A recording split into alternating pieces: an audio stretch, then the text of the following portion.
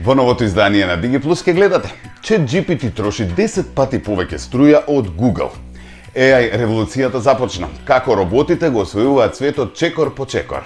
Вајма продолжува со тестирањето на автономни такси возила во Соединетите Американски држави. Зборуваме за играта Candy Crush Saga.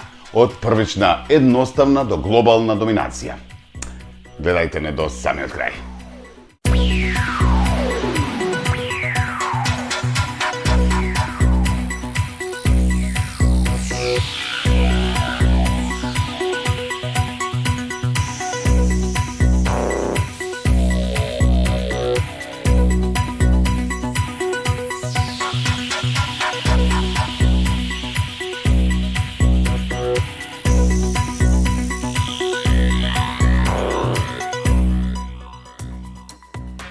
Време е да почнеме. Добро дојдовте во дигиталниот свет и новото издание на емисијата DigiPlus за оваа недела.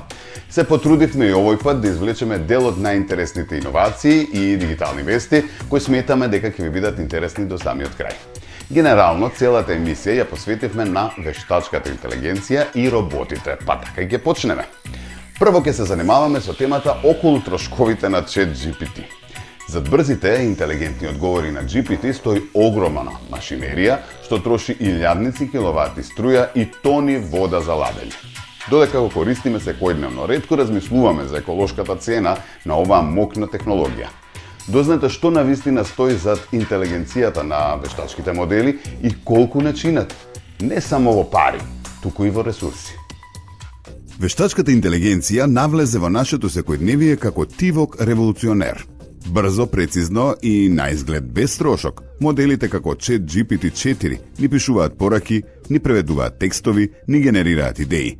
Но она што го добиваме во неколку секунди всушност чини многу повеќе отколку што мислиме. Зад секој паметен одговор стојат масивни дата центри распоредени низ целиот свет, чии процесори работат без пауза. Според глобални проценки, AI системите веќе користат околу 2% од вкупната електрична енергија на земјата, што е повеќе од некои држави. И тоа е само почеток. Со експлозијата на генеративните модели како ChatGPT-4, потрошувачката само се зголемува. Според анализата на Goldman Sachs, еден одговор од ChatGPT троши 10 пати повеќе струја од обично пребарување на Google. Тоа значи дека со секој нов разговор, AI гори далеку повеќе енергија отколку што сме навикнати да трошиме со дигиталните алатки. Но тука не завршуваат еколошките предизвици. Освен што трошат енергија, овие мокни компјутерски мозоци испуштаат и огромна количина топлина. За да не прегреат, мора да се ладат постојано. И тука доаѓа на сцена водата. Многу вода. Истражување на Универзитетот во Калифорнија, Риверсайд, покажа дека само 100 генерирани зборови преку ChatGPT-4 трошат онолку вода колку што собираат 3 флаширани шишиња по 500 мл. Тоа се литар и пол вода за неколку реченици. За споредба, дури и еден краток, автоматски генериран одговор од типот «нема на што» троши околу 44 мл вода, што е отприлика 1,5 мала чаша. Звучи абсурдно, да, но реално, апсолутно. Сите овие системи се ладат со вода која минува низ цевки, базени и ладење во фабрики за податоци. А сето тоа значи реална потрошувачка на природни ресурси. И тоа во време кога многу региони веќе се соочуваат со суши и климатски кризи. Во човечкиот свет, љубезноста не чини ништо. Еден разговор, една идеја, едно благодарам, сето тоа е природно, бесплатно, топло. Но во светот на вештачката интелигенција секој збор има своја цена. И таа цена се мери во киловат-часови и милилитри. Создателот на ChatGPT Сэм Алтман јавно призна дека оваа технологија е скапа, но верува дека вреди.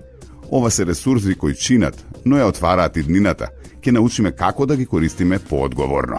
Сепак останува прашањето дали можеме да си дозволиме да мислиме вака без да испиеме планетата.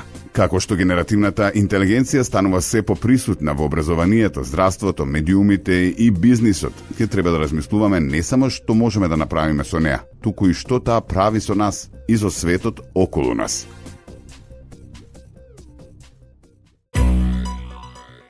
Најновата надградба на Google покажа дека иднината на видеото веќе е тука и се вика Veo 2. Во рамки на својата мокна AI платформа Gemini, Google го представи овој напреден модел за генерација на видеа, што ветува досега невидено ниво на креативност и реалистичност, директно од текст.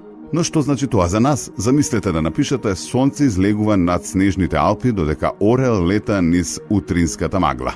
И за неколку секунди AI генерира високо квалитетно видео кое изгледа како снимка од документарец на National Geographic. Тоа е магија на VO2. Овој модел не е само побрз и попрецизен од својот претходник. Тој развива движење, перспектива и контекст на начин што наликува на филмски режисер.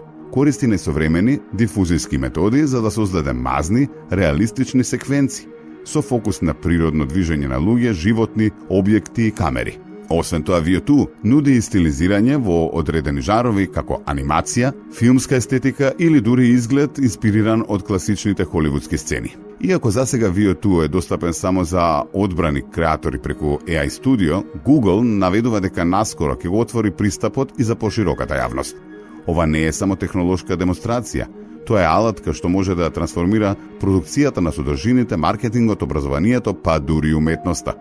Со оваа надградба, Google испраќа јасна порака. Борбата за доминација во полето на генеративната вештачка интелигенција е се поинтензивна. Појавата на конкуренти како Sora од OpenAI постави високи стандарди, но со VO2 Google покажува дека има свој уникатен пристап, фокусиран на стабилност, контрола и визуелна елеганција. Дали ова значи дека иднината на видеото ќе се пишува, а не снима? Можеби не веднаш, но чекор по чекор. Се поблиску сме до моментот кога филмските соништа ќе се раѓаат од неколку реченици и мала креативна фантазија. Ајде малку за роботи. Светот влегува во нова ера каде што роботите веќе не се само фантазија. Од улиците на Тајланд до лабораториите на Дизни и хотелите во Лас Вегас, вештачката интелигенција станува дел од секојдневието. Погледнете како најновите технолошки иновации ги менуваат фестивалите, трките, хотелските искуства, дури и купувањето на мирници.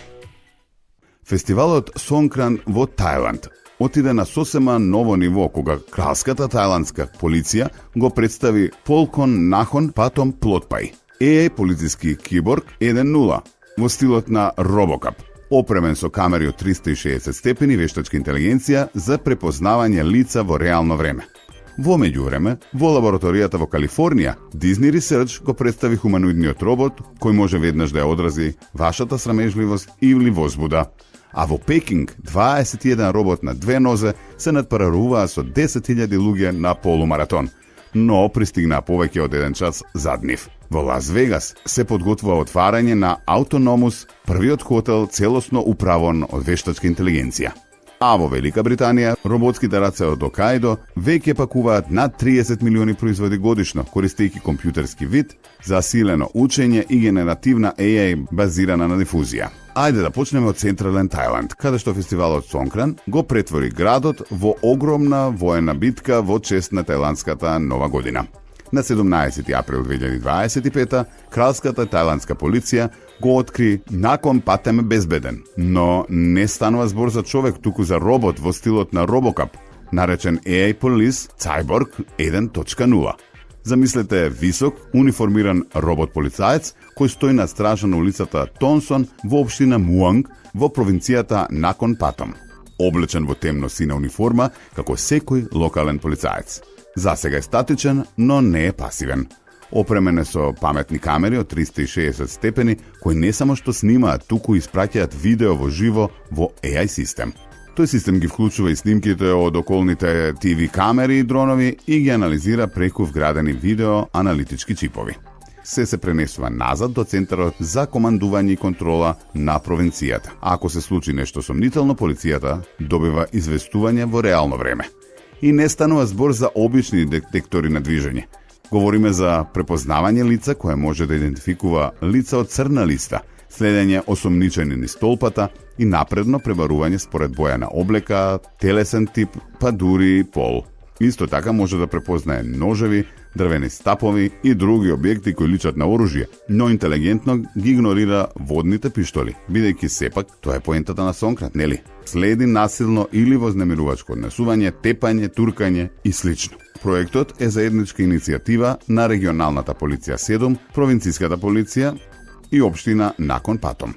Според објавата на Facebook од кралската тајландска полиција, се надева дека ова ќе биде почеток на нова ера на технолошки унапредувања и јавна безбедност за големи настани. И не се само во ова. Во март, Шенжен, Кина, представи хуманоидни патролни роботи кои можат да комуницираат со пешаци и да следат гласовни наредби. Очигледно Азија влегува во вистинска трка за AI полиција.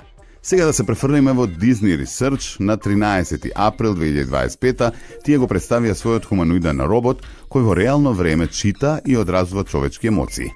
Замислете карактер сличен на Уоли, но со лице и говор на тело кои покажуваат срамежливост, возбуда или пријателство, сето тоа во реално време.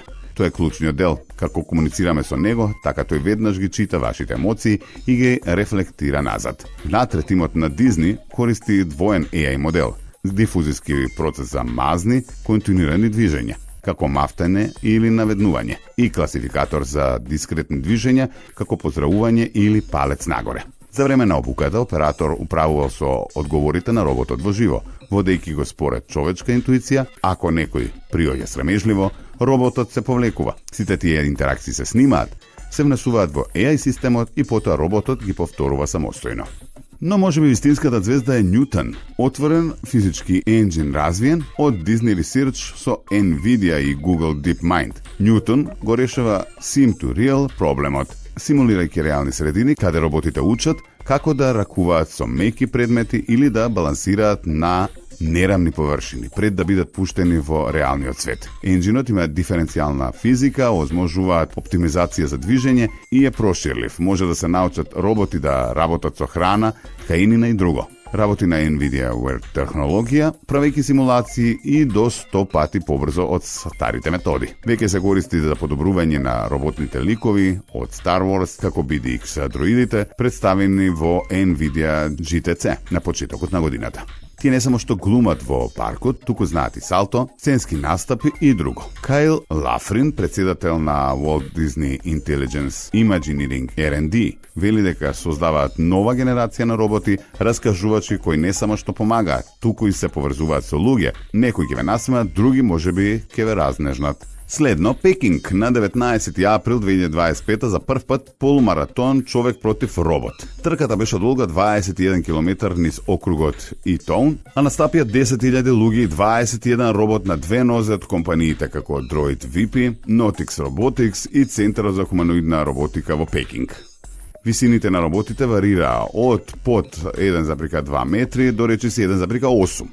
Некој дури има и боксерски ракавици и траки за стил. Луѓето добиваа вода на станиците, а роботите се освежуваа со нови батерии и технички поправки од нивните инженери. И да бидеме реални, не им одеше најдобро. Победникот кај луѓето заврши за 1 час 11 минути и 7 секунди. Најбрзиот робот, Triangong Ultra, заврши за 2 часа и 40 минути. Некој паднаа на самиот старт. Еден се преврте и остана така се додека инженер не го крена. Друг дури во бариера и го собра својот оператор. Организаторите велат дека ова било повеќе технолошка демонстрација отколку надпревар. Никој не очекуваше роботите да победат.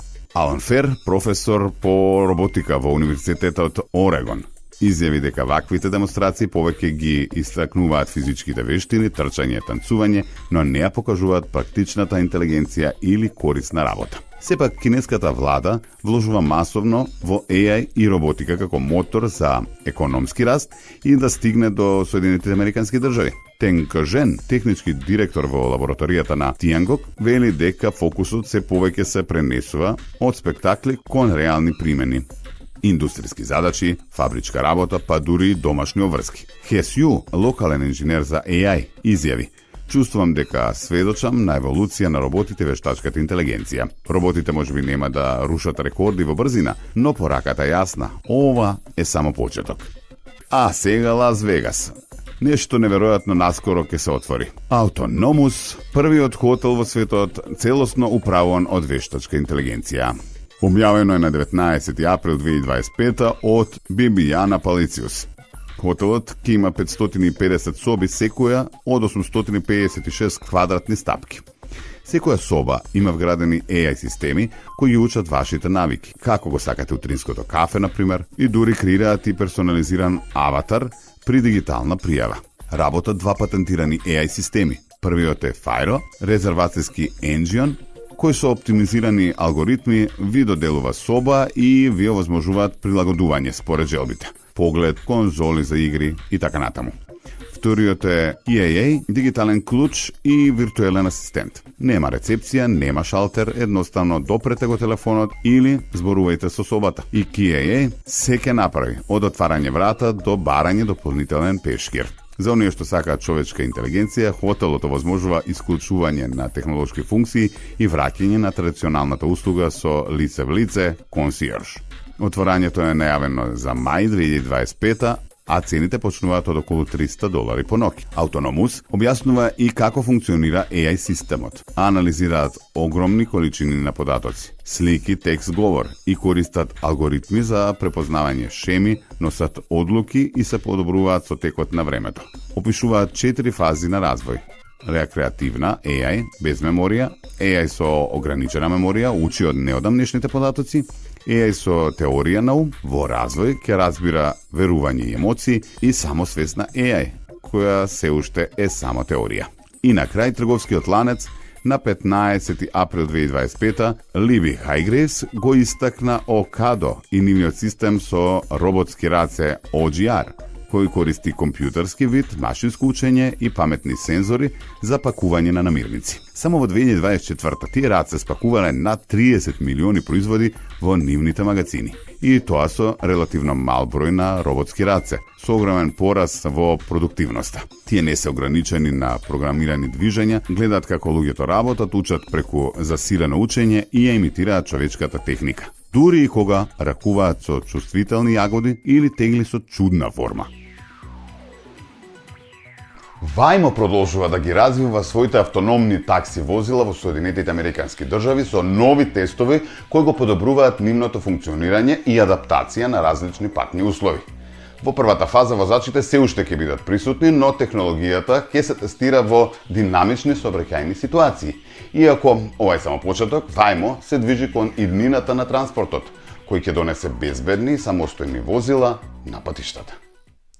Во светот на автономниот транспорт, Waymo, водечката компанија во развојот на самостојни возила, прави значајни чекори напред. Во САД, каде што технологијата за автономно возење веќе се тестира на неколку локации, Waymo продолжува со своите експерименти и напори за подобрување на возачките алгоритми и инфраструктурата која ќе го поддржи идниот превоз.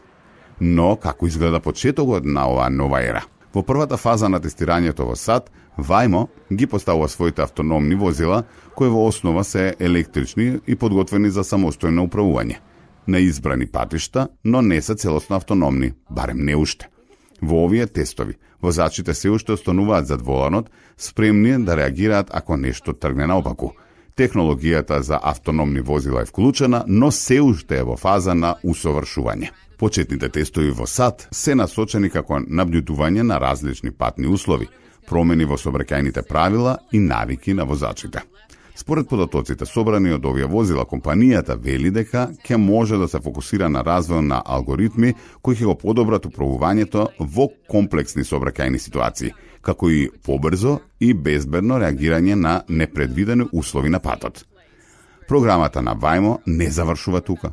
Откако ќе заврши со почетната фаза на тестирање и прилагодување на технологијата, следува серија од напредни тестови во кои возилата ќе се движат самостојно, без вметнување на човечки возач, во повеќе динамични и урбани средини. Тоа ќе ги вклучи градовите со висока густина на сообраќај и комплицираните патни ситуации, што ќе даде дополнителни податоци за ефективноста на системите. Нема сомнеш дека Waymo прави гигантски чекори кон целосно автономни возила, но важно е да се напомене дека ова е само почеток на патот. Првата цел е да се постигне високо ниво на доверба и во самата технологија и во безбедноста на патниците. На долг рок компанијата има амбициозни планови за ширење на мрежата за автономен превоз, кој ќе ги собере сите овие тестови и ќе ги претвори во комуникацијска услуга. Иднината на транспортот, без сомнение, е автономна, а Waymo е во првите редови на оваа револуција чекор по чекор.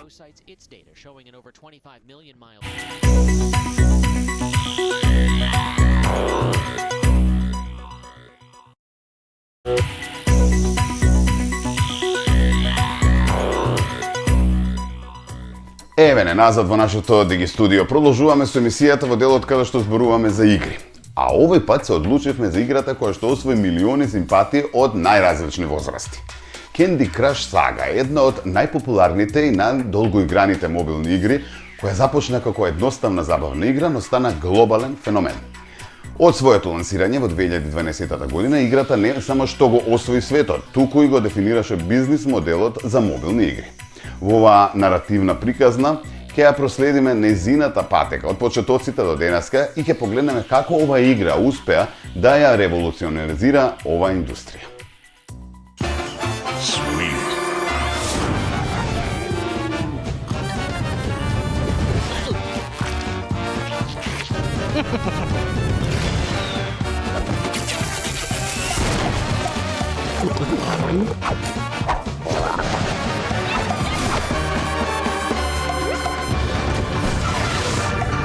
Candy Crush Saga е една од најпопуларните и најиграни мобилни игри на сите времиња. Иако незиниот пат кон успехот не бил толку очигледен во почетокот, кога беше лансирана во април 2012 година од страна на шведската компанија King, никој не можеше да предвиди колкава ќе биде незината популарност. Првичниот концепт на Candy Crush Saga се заснова на едноставност и принцип на комбинирање на бомбони со истите бои во редови или колони, за да се ослободат од нив и да се соберат поени. Играта се базира на класичниот принцип на Match 3, жарот, но тоа што ја направи уникатна беше незината визуелна привлечност и можноста за брзо и лесно влегување во играта. Играта беше бесплатна за преземање, но вклучуваше микроплаќања кои му овозможуваа на играчите да купуваат помошни ресурси, што беше клучен момент во незиниот бизнис модел. Самиот дизајн на играта беше прост, но ефикасен. Шарени бомбони, лесни правила и моменти на задоволство од напредок. Поради својата едноставност и моќта на брзо задржување на играчите, Candy Crush Saga стана вистински хит. Вработените во King не само што создадоа игра која беше забавна, туку и една која го користеше случајниот елемент за да ги мотивира играчите да продолжат да играат. Со секое ново ниво, играчите добиваа нови предизвици и награди. Во краток период играта се прошири и на глобално ниво. Најпрво беше објавена на Facebook, што ја овозможи на King да искористи силата на социјалните мрежи за да ја зголеми својата видливост.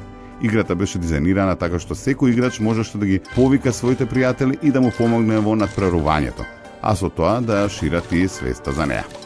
Овој социјален аспект беше новина кај првичните милиони нови играчи. До крајот на 2012 година Candy Crush Saga направи повеќе од 10 милиони активни играчи секој ден. Во следните години бројот на играчи само растеше, а играта продолжи да ги редизајнира своите нивоа, додавајќи нови бомбони, комбинации и посебни вештини. Клучот за успех беше тоа што играта била лесна за учење, но тешка за совладување. Во 2013 година Candy Crush Saga достигна неверојатен успех, поставувајќи нови стандарди за мобилните игри. Оваа игра е една од најзаработувачките во историјата на мобилната индустрија, достигнувајќи приходи од милиарди долари. Иако многу други игри се обидоа да го имитираат успехот на Candy Crush, ретко која од нив успеа да достигне толкава популарност. Секоја ниво на играта беше внимателно проектирано да создаде баланс меѓу наградите и предизвиците. Играчите често наидуваа на бариери што можеа да ги совладаат само со помош на среќа, стратешко размислување или купување бонуси, што ги мотивираше да продолжат да играат. Candy Crush Saga исто така имаше големо влијание на развојот на мобилните игри како индустрија. Не само што ги направи мобилните игри популарни, туку и ја постави основата за нови бизнис модели, како што се премиум моделот базиран на микроплаќања. Играта исто така истакна важноста на континуираната надградба на содржината, со додавање на нови нивоа и бомбони за да се задржи интересот на играчите. Денес Candy Crush Saga и понатаму продолжува да биде меѓу најпопуларните игри на мобилните уреди. Секојдневно се игра од милиони луѓе ширум светот, иако конкуренцијата во мобилните игри е многу поголема отколку што беше кога започна.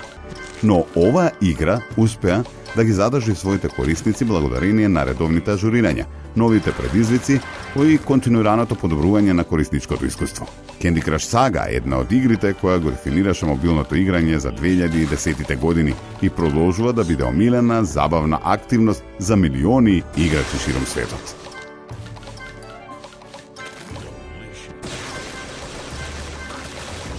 Ако се уште не сте губеле време со Candy Crush Saga, сега е вистински момент, па и викенд е дозволено. Во секој случај, верувам дека не беше изгубено времето во ова издание на Digi Plus, така што доколку нешто пропуштивте, не губете време и најдете не на YouTube Digi TV МК. Исто така ќе не најдете и на останатите социјални мрежи, така што гледате, следете, лајкувајте. И нормално, гледајте ни следната недела во 13 на телевизија Телма. Имајте убав остаток од денот. Секој е добро.